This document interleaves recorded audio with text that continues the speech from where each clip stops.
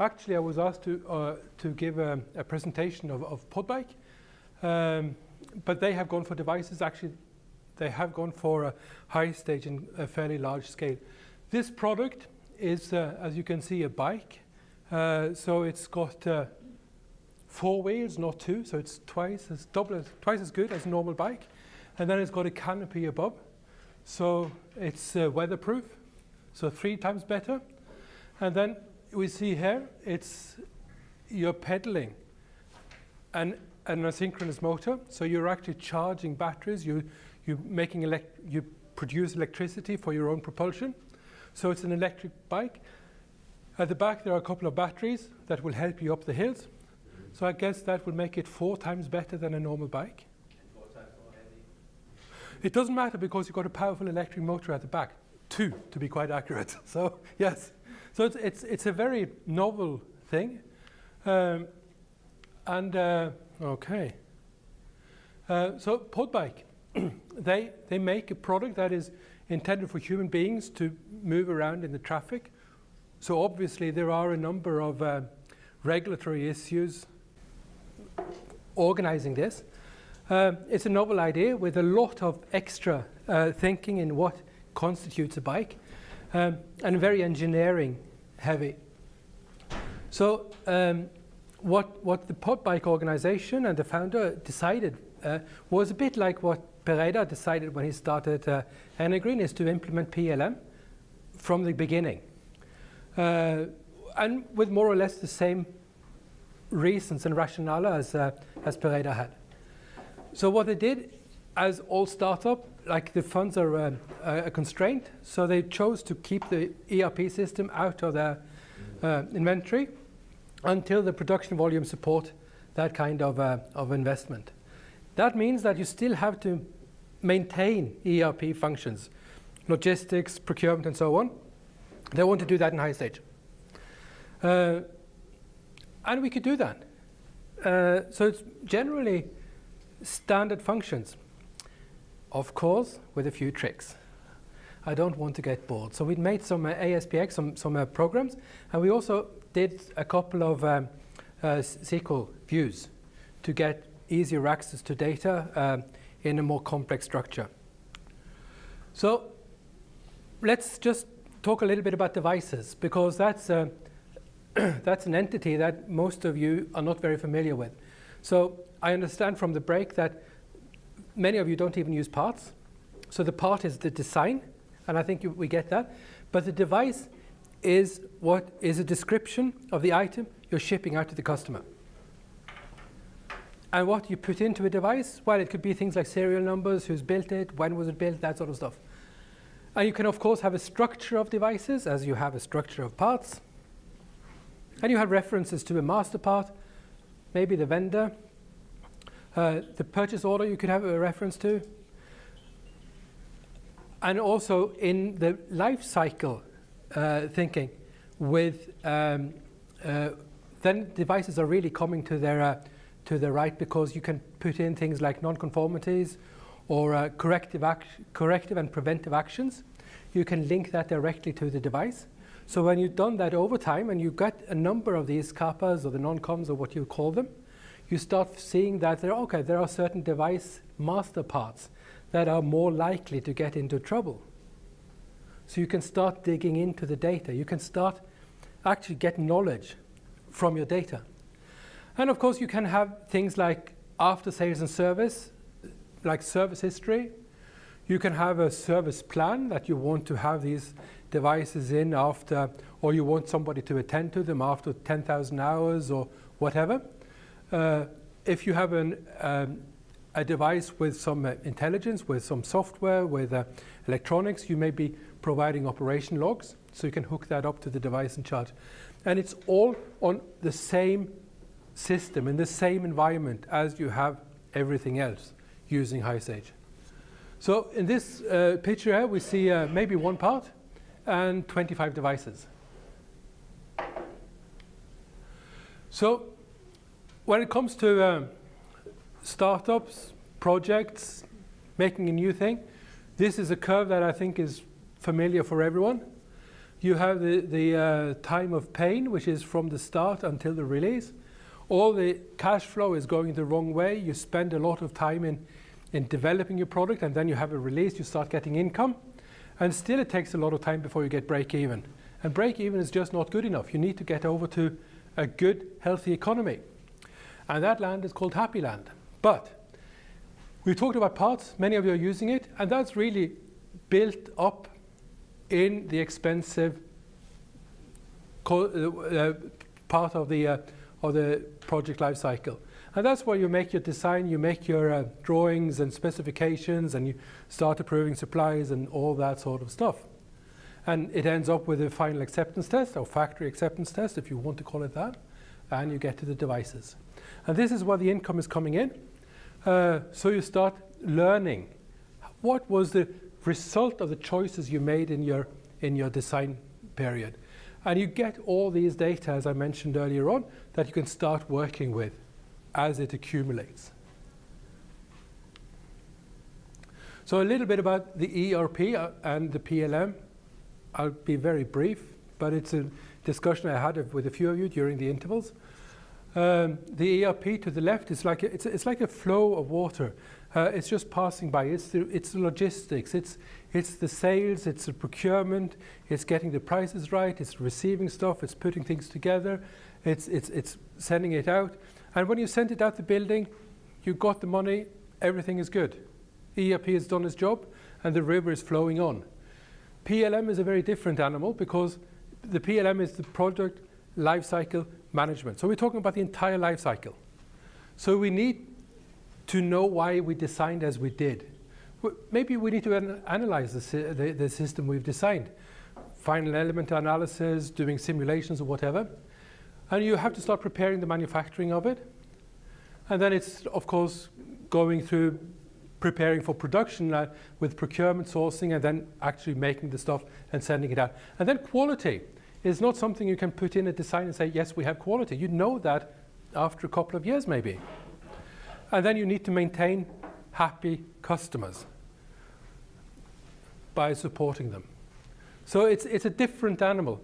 PLM is in there for the long term. The ERP system is often this water flow is going past, and both are very important. The parts are really in this planning stage, as obviously, and then the devices during the execution. So that's where they belong. So challenges we see in HighStage now is that as most items in HighStage, it's recorded manually. And if you have a mass production, it doesn't make sense. So you need to make it going a bit more rapid. We talked about configuration management. I think we are seeing a solution to that now. But also the reporting facilities for big data, we've seen some movements there. So maybe we can, over the next year, remove that as well. And then the assembly and manufacturing with devices, I don't think we're quite there yet. But then again, like for the devices, we have a serial number or something you have to punch with fingers. It would be nice to use modern technology like barcodes, QR codes, RFID, that sort of stuff, and just look up or add information to HighStage directly to make it quicker. So we've done all that. We've done all that to Podbike. So what I'm going to show you is some items there. We have an action for material procurement that will take you from defining going through the PO and getting in the merchandise and putting in storage or in quarantine. Now, we know that, as I mentioned, Podbike hasn't got an ERP system.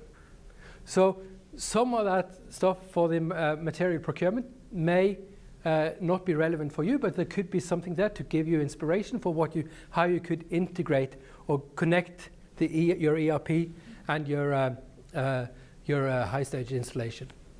And then again, device production. So we got all the bits and pieces. We want to put it together in a rational manner. So that means getting things in from the vendors, going through the review process of incoming inspection, and then at some point further down the road, we're starting putting things together. So I'm going to show you that as well. Yeah. And yeah, we have some QR codes to show you as well, actually. So what I thought of showing you is very briefly an example of how they do a procurement process and the elements in there. And also I very briefly show you how they receive goods, how they create devices. And that would be a couple of functions there that may be inspiring for you. And then we have the assembly, which we look at, and then we may meet some good old friends from the configuration management before lunch. So here we are. Isn't that a good friendly cockpit again? So we start here with the HighStage of Podbike. I've been allowed to show you this. So this is the action, the MPROC process. And they got some parts there, they pending incoming inspection. But it's got all the elements here. So what they've done, without an ERP system, they've been in and they've selected the parts here. And they have quantities and prices for these. So basically that is what they want to procure, these parts. And they also select a supplier from the list, and then they sort of set up. Okay. They set up the PO from there.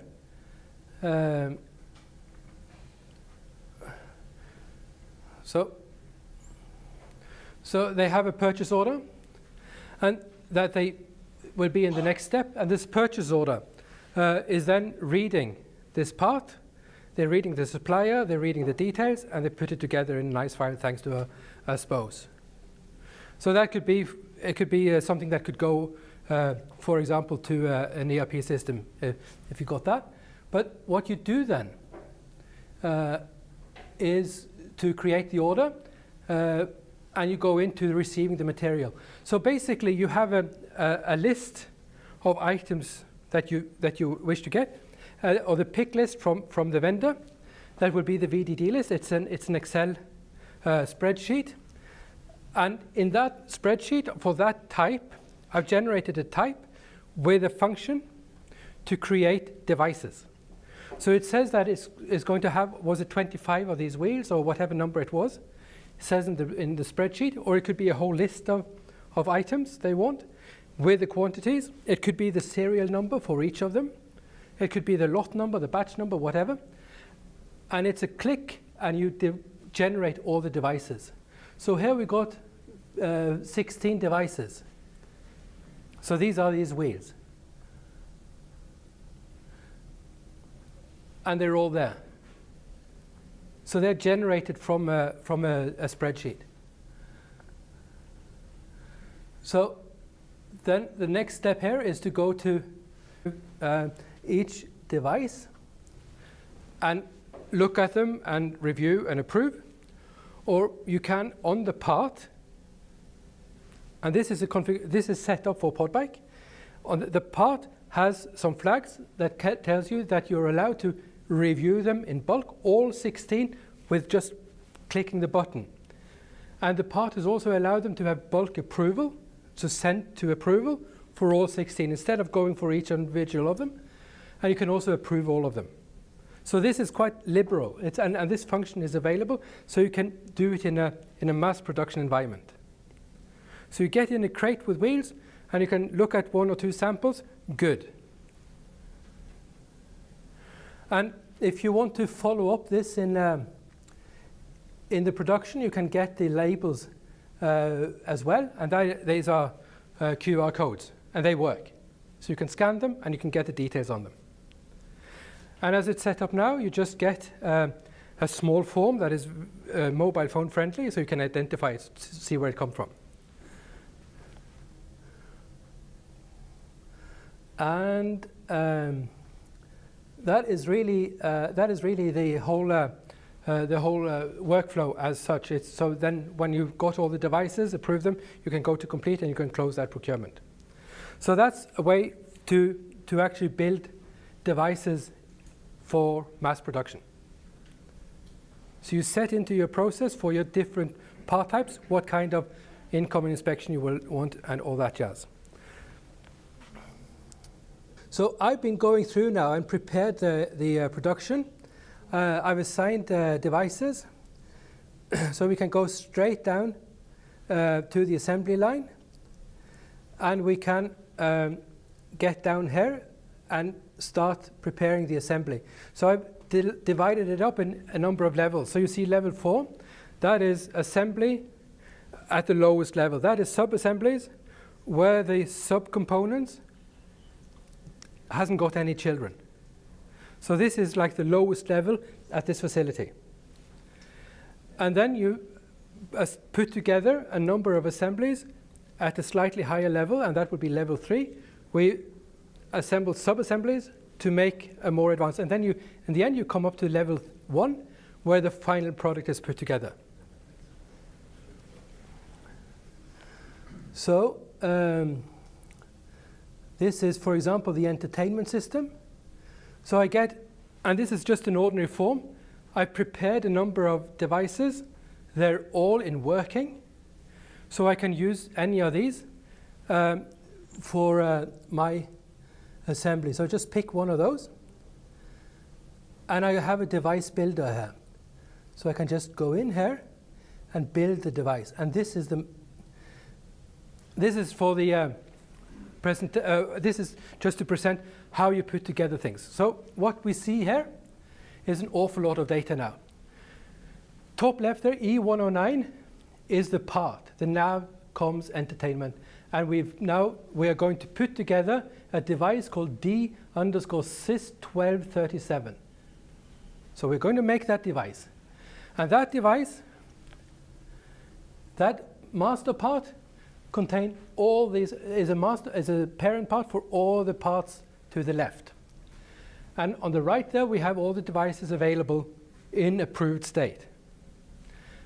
And in this demonstration, it's quite a lot. It is to present what we have available here.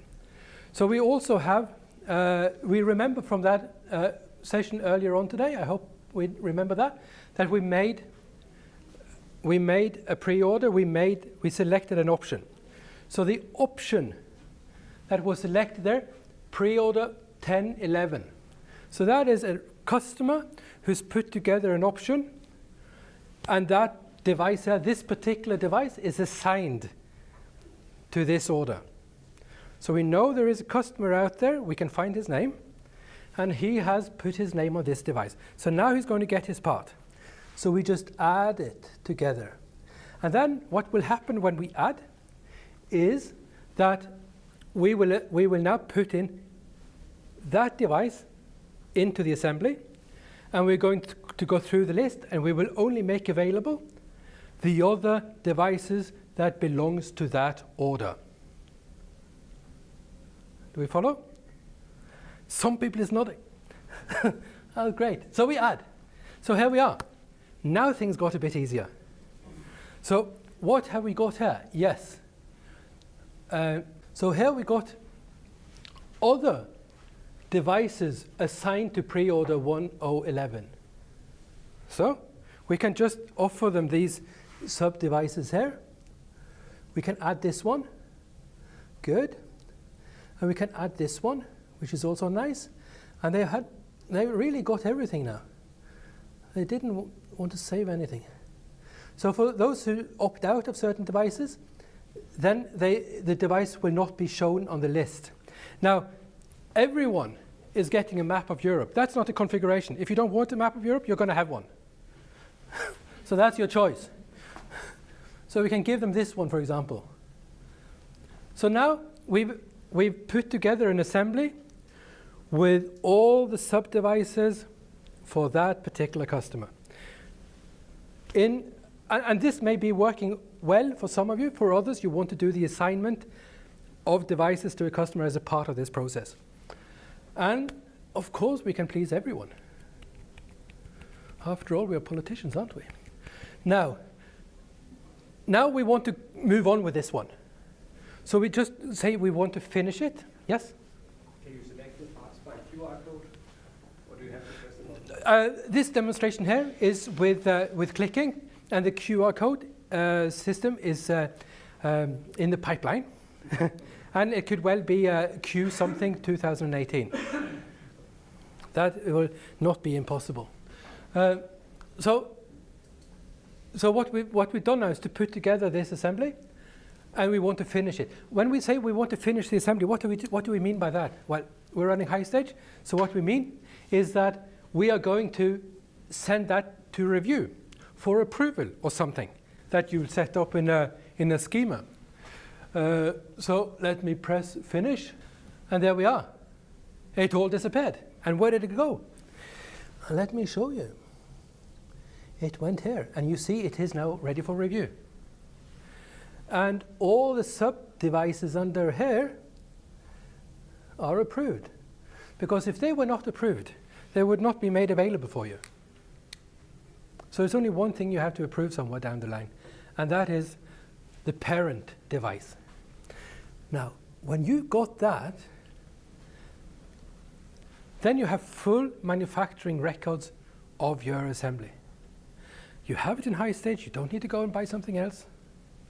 You don't need to do anything more. You just, because you need to make logs of what you're doing anyway. And if you're doing bulks, and you have, then you can just go from the lot number. If you got it in bulk, then you just take out one. So it's a fairly flexible system. When you have made it, you send it to the customer. You know who the customer is, and if you have some service, you need to replace some parts down the road. You need to replace the map, upgrade the map. You can update that in the design in the device. If you ship a new map, if they buy something from you, you have, what is it called? Product lifecycle management. I think that's what we could talk about. So yes, so we got it all there.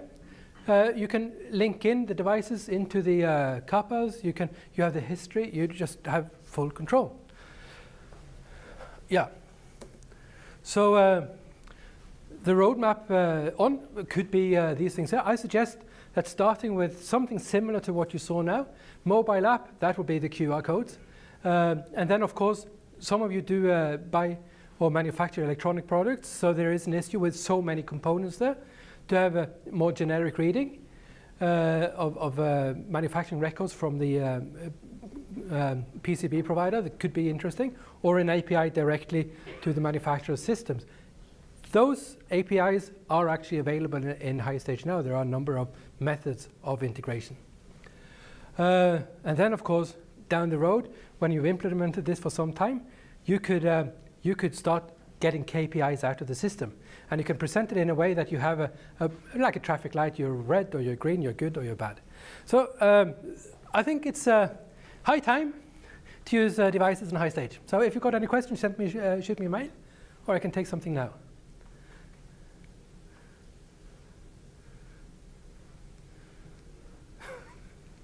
This must be pretty clear. Okay, thank you very much.